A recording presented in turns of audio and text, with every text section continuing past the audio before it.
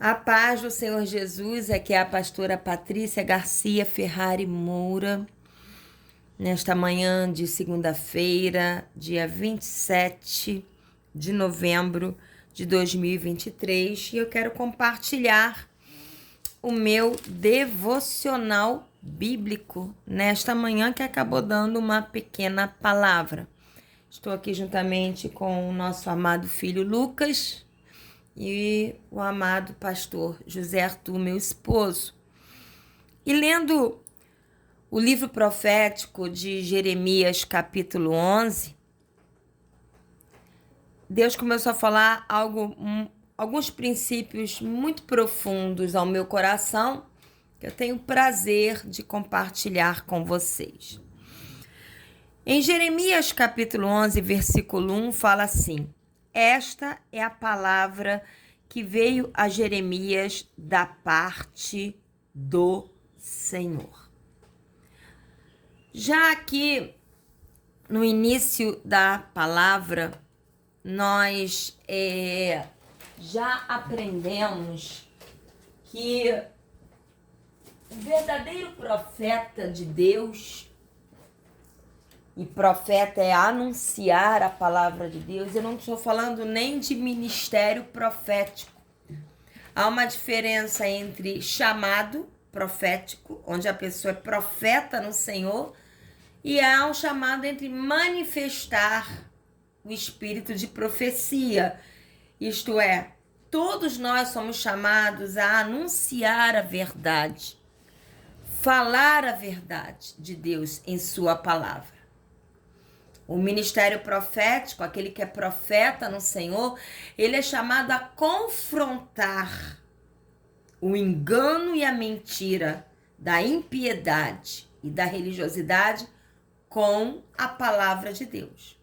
Mas todo verdadeiro cristão é chamado a pregar, a anunciar, a compartilhar a palavra de Deus. E profeta não é aquele que fica por aí adivinhando ou falando o que a pessoa vai fazer, trabalhar, com quem vai casar. Isso é espírito de adivinhação. Nós não vemos isso na Bíblia.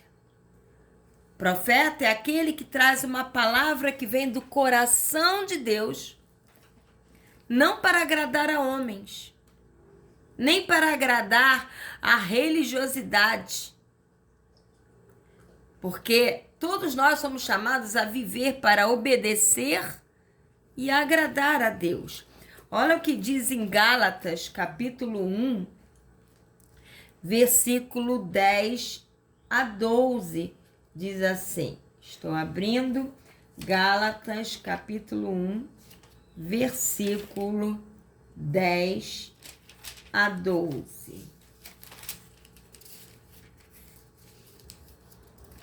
Diz assim: Acaso busco eu agora a aprovação dos homens ou a de Deus?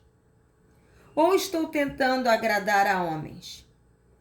Se eu ainda estivesse procurando agradar a homens, não seria servo de Cristo.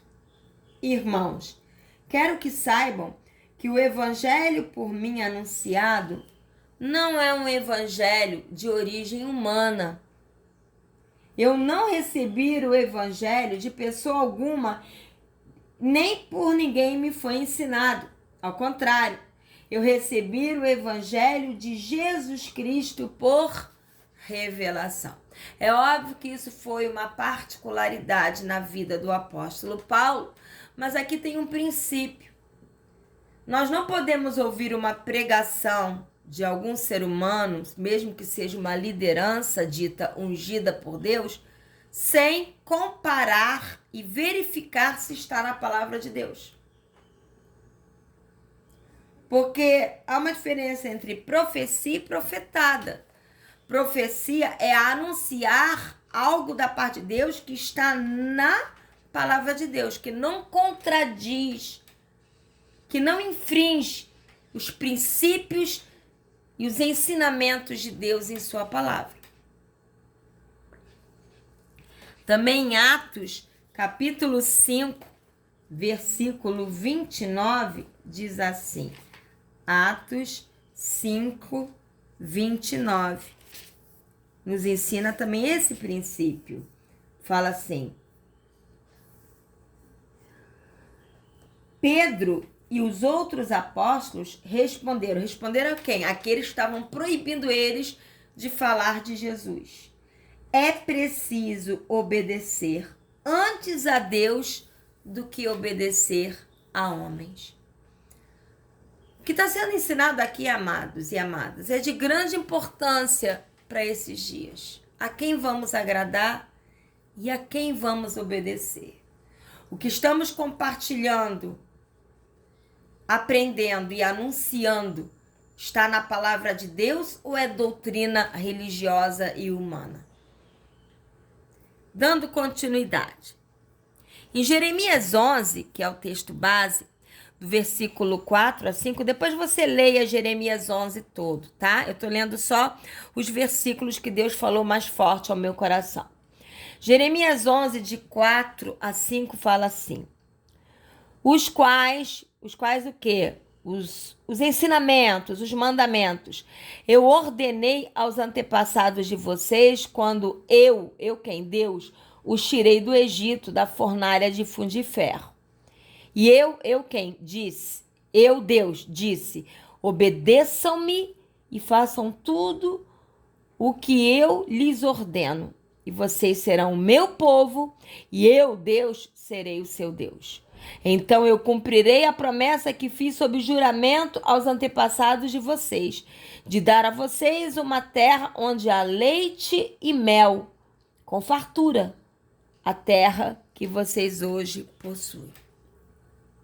Aqui também Deus falou no meu coração que uma das grandes características do povo de Deus é a obediência, que nos leva a uma maior intimidade com o Senhor. Então recebemos dele o leite genuíno, que nos alimenta e nos leva a crescer espiritualmente. E nos leva também a receber o mel genuíno, que é a doçura do próprio Deus na nossa vida. Olha o que fala sobre obediência em 1 Samuel 15. 1 Samuel 15, versículo 22 a 23, diz assim. Samuel, porém, respondeu, era o sacerdote, né, Samuel? Acaso tem o Senhor tanto prazer em holocaustos, em sacrifícios, quanto em que se obedeça a sua palavra? Naquela época, os holocaustos e sacrifícios eram de animais, mas hoje algumas coisas não mudaram. Tem pessoas fazendo sacrifícios de religiosidade humana, tentando agradar a Deus. Quando diz que a obediência à palavra de Deus é que agrada a Ele. Continua. A obediência a Deus é melhor do que o sacrifício. E a submissão a Deus é melhor do que a gordura de carneiros. Pois a rebeldia, que é desobedecer a Deus, não dar ouvidos a Ele, é como o pecado de feitiçaria. E lá em Apocalipse fala que feiticeiros não entrarão no reino dos céus. E a arrogância é como o mal de idolatria. Ser arrogante, achar que sabe mais que Deus, fazer a sua vontade acima da vontade de Deus, é como idolatria. E também lá em Apocalipse fala que os idólatras não entrarão no reino dos céus. Assim como você rejeitou a palavra do Senhor, Deus o rejeitou como rei. A palavra de Deus fala que hoje aquele que se converte faz parte da igreja que é formada de reis e sacerdotes. Mas se nós, ao invés de obedecermos e nos submetemos à vontade de Deus, agimos com rebeldia e rejeitamos a palavra de Deus. O que é rejeitar a palavra de Deus? Não ler, não meditar, não praticar, não dar importância. Deus, então, nos rejeita como rei do seu reino. Que a obediência a Deus venha nos amadurecer, que escolhamos não só agradar a Deus, mas obedecê-lo. Olha o que diz também em Jeremias, capítulo 11, versículo 6. Diz assim: o Senhor me disse: proclame todas estas palavras nas cidades de Judá e nas ruas de Jerusalém. Ouçam os termos desta aliança e cumpram-nos. Nós precisamos, amados, compartilhar as verdades de Deus no meio do povo de Deus, no meio das cidades e das ruas de Judá e Jerusalém. Significa compartilhar no meio do povo de Deus, compartilhar a palavra, a verdadeira palavra de Deus uns com os outros. E isto com ousadia, ainda que isso venha a desagradar religiosos de plantão. Olha o que fala em Atos, capítulo 20, versículo 19 a 24, diz assim. Atos, capítulo 20, versículo 19 a 24. Servi ao Senhor com toda humildade, com lágrimas, sendo severamente provado pelas conspirações dos judeus. Porque o apóstolo Paulo estava semeando a verdade com lágrimas, com veracidade, com compromisso. Ele estava sendo perseguido pelos seus compatriotas, os judeus. Vocês sabem que não deixei de pregar-lhes nada que fosse proveitoso, mas eu ensinei a vocês tudo publicamente e de casa em casa. Testifiquei tanto a judeus como a gregos que eles precisam se converter a Deus com arrependimento e fé em nosso Senhor Jesus. Há uma linha de pensamento errônea dizendo que os judeus são o povo da promessa, por isso eles já estão salvos. Isso é errôneo, porque aqui diz que o apóstolo Paulo estava pregando para judeus e para gregos de forma igual, para que eles se convertessem a Deus com arrependimento e fé no nosso Senhor Jesus. Agora, impulsionado, inspirado, movido pelo Espírito, estou indo para Jerusalém sem saber o que me acontecerá lá. Só sei que em todas as cidades o Espírito Santo tem me avisado sobre prisões e sofrimentos que me esperam. Isso paralisou Paulo? Não. Apesar de toda a prisão e sofrimento, ele continuou anunciando a verdade no meio do povo de Deus.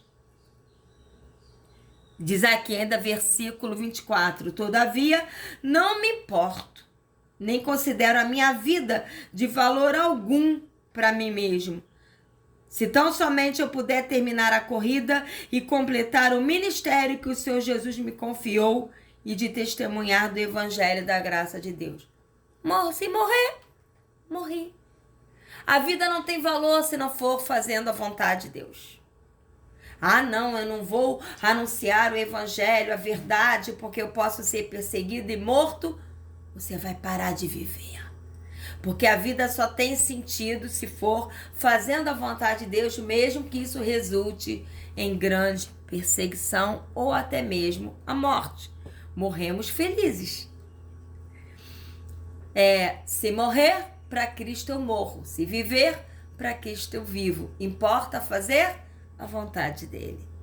E olha que fala ainda, continuando em Atos 20, de 25 a 31.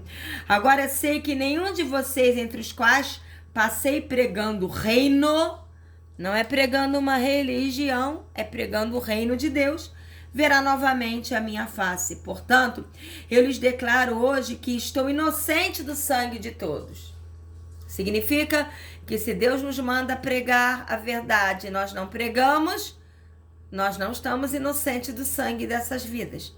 Mas se nós, em obediência, pregamos a palavra de Deus, compartilhamos a palavra de Deus para quem Deus nos manda compartilhar, se eles não se converterem, o problema é deles. Se eles não se arrependerem da religiosidade, o problema é deles. Nós fizemos a nossa parte e o sangue deles não será cobrado de nós. Versículo 27. Pois não deixei de proclamar-lhes toda a vontade de Deus. Cuidem de vocês mesmos e de todo o rebanho sobre o qual o Espírito Santo os colocou como bispos, para pastorearem a igreja de Deus que ele comprou com seu próprio sangue. Isto é, lideranças, e até mesmo aqueles que não são lideranças, precisam cuidar de vocês mesmos, cuidar do seu espírito, ler a palavra todos os dias, ter uma vida de oração, deixar que Deus cure as emoções, cuidar do seu corpo físico diante de Deus. E também aqueles que são pastores, lideranças, e aqui você vê que está escrito para presbíteros, e depois fala de bispos, mostrando claramente que presbítero, pastor e bispo é a mesma coisa diante de Deus. E ele fala que vocês precisam pastorear a igreja de Deus, que pertence a Deus. A igreja não pertence a pastor nenhum, porque a igreja foi comprada pelo sangue de Cristo. Sei que depois da minha partida, lobos ferozes penetrarão no meio de vocês e não pouparão o rebanho. Quem são os lobos? São os lobos vestidos de pele de ovelha, trazendo palavras mentirosas, enganosas, ensinos errados, querendo anular a fé em Cristo. E dentre vocês mesmos se levantarão, quer dizer, dentro da própria igreja, se levantarão homens que torcerão a verdade de Deus na palavra para atrair discípulos para si mesmo. Por isso, vigiem. Lembre-se de que durante 3 anos jamais cessei de advertir cada um de vocês sobre isso. Noite e dia os adverti com lágrimas. Então, amados, se você não obedecer a Deus e não compartilhar, você pode não ser um pregador, pode não ser um pastor ou uma pastora, mas você foi chamado a anunciar, a compartilhar a palavra. Se Deus te manda compartilhar a palavra com o ímpio ou com o religioso e você não faz, o sangue deles cairá sobre a sua cabeça. Jeremias 11:7. Continuando, diz assim: desde a época em que tirei os seus antepassados do Egito até hoje, repetida vez os adverti, dizendo: obedeçam-me. Deus está até hoje clamando pela nossa obediência a Ele e a sua palavra. Não por medo, mas por amor. Versículo 8. Mas eles não me ouviram nem me deram atenção. Ao contrário, seguiram seus corações duros e maus. Por isso eu trouxe sobre eles todas as maldições desta aliança que eu tinha ordenado que cumprissem, mas eles não cumpriram. A idolatria, não ouvir e dar atenção a Deus e ao que Ele ensina na sua palavra, ao que Ele nos ordena em sua palavra, magoa o coração de Deus. E não ouvir e dar atenção a Deus acaba gerando em nós idolatria. Porque se nós não estamos ouvindo a Deus, estamos ouvindo outra coisa. Se nós não estamos dando atenção ao que Deus está falando, nós estamos dando atenção a outra coisa. E isso também é idolatria. Olha o que fala no versículo 9 a 13. Então o Senhor me disse: há uma conspiração entre o povo de Judá e os habitantes de Jerusalém. Eles retornaram aos pecados de seus antepassados, que recusaram dar ouvidos às minhas palavras e seguiram outros deuses para prestar-lhes culto. Tanto a comunidade de Israel como a de Judá quebraram a aliança que eu fiz com os antepassados deles. Por isso, assim diz o Senhor: trarei sobre eles uma desgraça da qual não poderão escapar. Ainda que venham a clamar a mim, eu não os ouvirei. Então as cidades de Judá e os habitantes de Jerusalém clamarão aos deuses aos quais queimam incenso, mas eles não poderão salvá-los quanto a desgraça os atingir. Vocês têm tantos deuses quanto são as suas cidades, ó Judá. E os altares que você construiu para queimar incenso, aquela coisa vergonhosa chamada Baal, são tantos quantas são as ruas de Jerusalém. A idolatria é conspirar contra Deus. E abre espaço para todo tipo de maldição e de desgraça. E detalhe, com a permissão de Deus. Que não haja nenhum tipo de idolatria em nosso viver. Porque senão estaremos magoando o coração de Deus e conspirando contra Deus. Olha o que fala em Jeremias 11:14. E você, Jeremias, não ore em favor deste povo, nem ofereça súplica ou petição alguma por eles, porque eu não ouvirei quando clamarem em mim na hora da desgraça. Aí, o que nós aprendemos aqui? Nós precisamos orar para que ímpios e principalmente judeus se convertam a Jesus Cristo em meio às desgraças que o próprio Deus permite. Como nós, quando fala oremos pela paz em Jerusalém, não é que não hajam guerras, porque Apocalipse mostra que haverão guerras, principalmente guerras contra os judeus, contra Jerusalém física. O que está falando é que os judeus, em meio às desgraças da guerra, venham a experimentar a paz. E só há paz no príncipe da paz, que é Jesus. Então, que judeus se convertam. Essa precisa ser a nossa oração. Olha o que fala ainda em Jeremias 11, de 15 a 17. O que a minha amada, e a amada fala tanto do povo de Deus no Antigo Testamento, que Deus ama, quanto a igreja, faz no meu templo com intenção enganosa? Será que os votos, as promessas e a carne consagrada, porque eles matavam animais e consagravam a Deus, evitarão o castigo? Poderá você então exultar? O Senhor chamou de oliveira verdejante, ornada de belos e bons frutos, mas com o estrondo de um grande tumulto, ele a incendiará, e os seus ramos serão quebrados. O Senhor dos Exércitos que a plantou anunciou-lhe a desgraça, porque a comunidade de Israel e a comunidade de Judá fizeram o que é reprovável e provocaram a minha ira, queimando incenso ao Deus Baal. Amados e amadas, Deus ama muito o seu povo. Deus ama muito a sua igreja. E ele tem investido e continua investindo o seu próprio coração e a sua palavra em nós.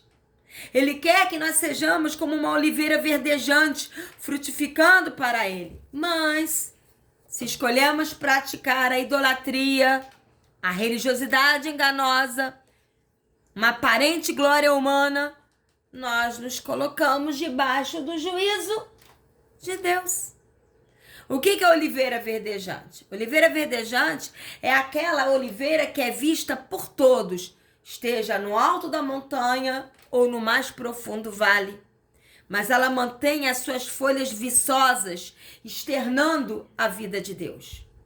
E ainda que ela seja cortada no tronco ou suas folhas sejam queimadas, ela dá novos brotos surgindo do solo. Por quê? Porque ela tem a vida de Deus dentro de si.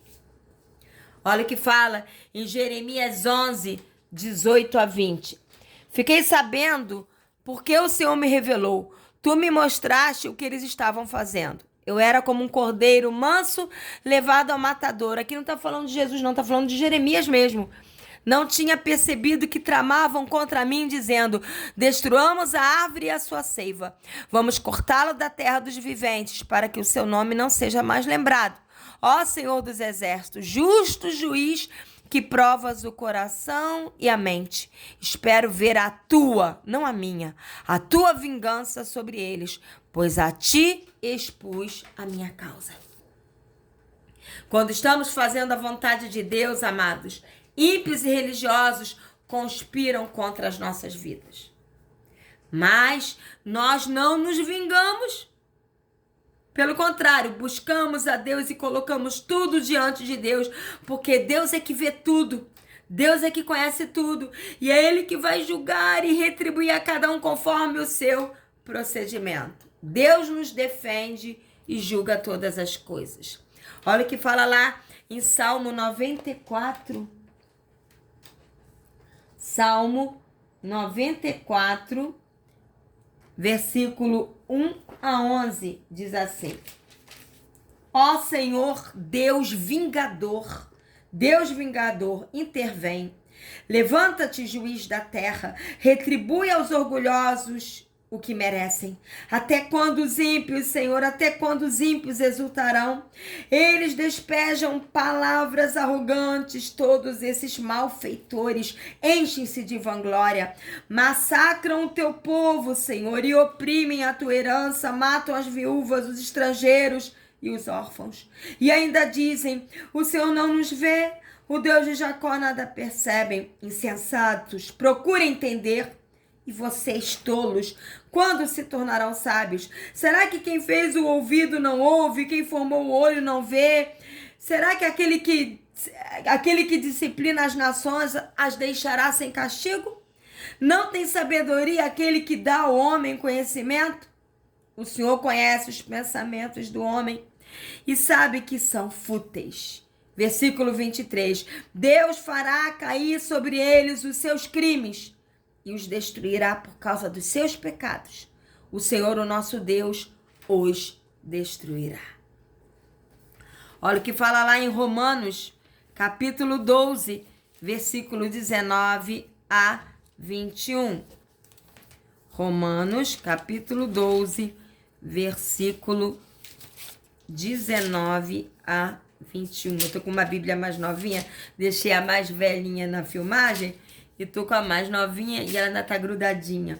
Diz assim: Amados, nunca procurem vingar-se, mas deixe com Deus a ira, pois está escrito: minha é a vingança, eu retribuirei, diz o Senhor. Ao contrário, se o seu inimigo tiver fome, dele de comer, se tiver sede, dele de beber. Fazendo isto, você amontoará brasas vivas, isto é, o juízo de Deus sobre a cabeça dele. Não se deixe vencer pelo mal, mas vença o mal com o bem. E eu não vou ler, para não ficar muito longo, mas depois que você abra lá em Hebreus 10, versículo 30 a 31, também fala que Deus vai julgar todas as coisas. O juízo de Deus começa pela sua própria casa. Deus é o Deus da vingança. Deus vai retribuir a cada um segundo as suas escolhas. Então Deus vai julgar tudo, amados, e retribuir toda a maldade com o seu justo juízo. Também em Jeremias, para terminar, Jeremias 11, 21 a 23, diz assim: Em vista disso, assim diz o Senhor a respeito dos homens de Anatote, que querem tirar a minha vida e que dizem: não profetize em nome do Senhor, senão nós o mataremos. Assim diz o Senhor dos Exércitos: eu os castigarei, seus jovens morrerão à espada e seus filhos e suas filhas de fome. Pois é, né? Parece que eu tô vendo o que tá acontecendo em Gaza. Anatote queria matar Jeremias, porque estava Anatote queria matar Jeremias porque estava profetizando, falando a verdade. E quando Israel agora, né, ele revidou, eu sei que a vingança não é do homem, mas eles mataram pessoas em Israel, e quando Israel revidou, ali na Palestina, em Gaza, crianças morreram, inocentes morreram, mas houve uma prática de maldade do grupo Hamas que veio de lá. Então, tá na Bíblia.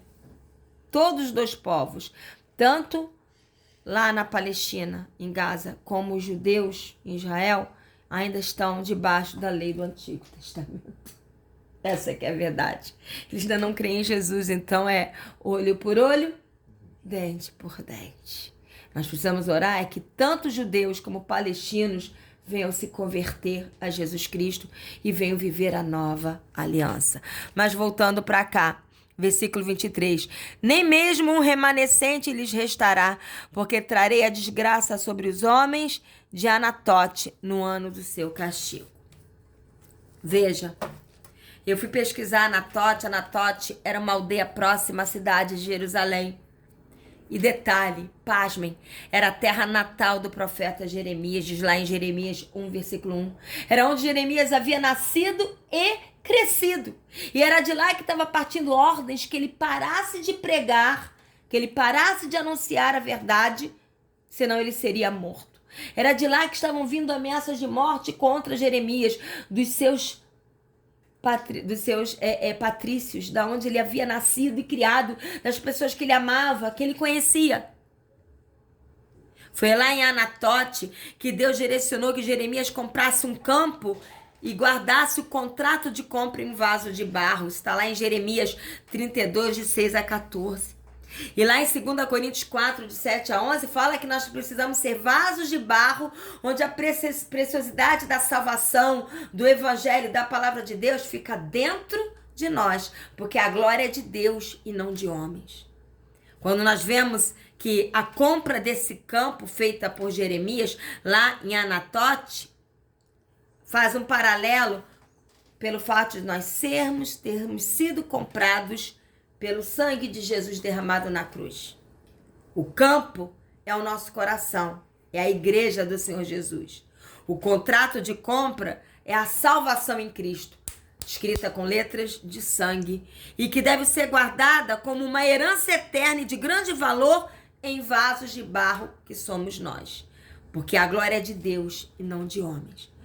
Quando o vaso deixa de ser de barro e começa a querer ter a glória de aparência, a glória humana, quando deixa de ser vaso de barro que é moldável por Deus e passa a ser um vaso de glória endurecido, é porque o coração endureceu e não é mais moldável por Deus e começa a buscar glória de homens e não mais a glória de Deus, ele perde o contrato de compra, isto é, ele perde a salvação.